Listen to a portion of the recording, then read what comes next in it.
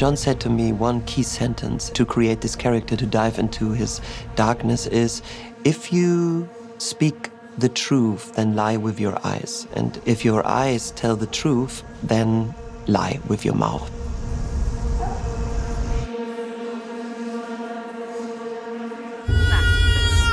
I didn't know about the Hearst family at all. I decided to be a part of it. It was really kind of a painful decision.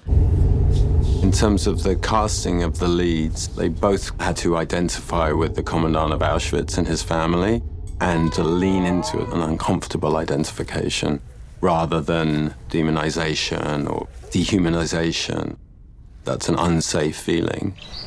There was instant connection there with Christian, and it was the same with Sandra. For us, they were Rudolph and Hedwig. That was really important, that we don't feel his real thoughts. We see him as a normal, sometimes boring person, but we don't see him act like a perpetrator. I was very surprised when Jonathan showed me how close they lived from Auschwitz and what they had to do to just forget about it. It's really unbelievable. The idea that somebody would be very happy in Auschwitz, the idea that somebody would not want to leave Auschwitz. I set the story around that particular moment. Wir müssen den Tatsachen ins Auge sehen. Wir müssen von hier fortgehen. Nee, du musst von hier fortgehen. When the actors walked onto set, there was no evidence that they were on a set. They were home. This was where they lived. I wanted to create an arena for them and watch their behavior within that arena. I had hundreds of hours of material coming in at me.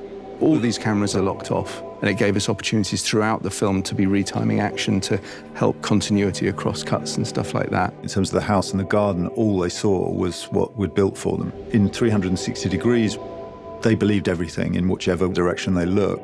Focus pullers were in the basement, so they weren't seen by the family. And the only people they saw were each other. From all of the hours of footage that I gathered, I would then find the moment that worked for the story I'm trying to tell. I started trying to sort of look at this as a mirror of our lives now. Sandra and Christian were both incredibly devoted to trying to tell the truth as best they were able. Everybody was in the same focus all the time, in the same tension. And there was a lot of trust involved in this process to follow these people in a way that was normal at that time.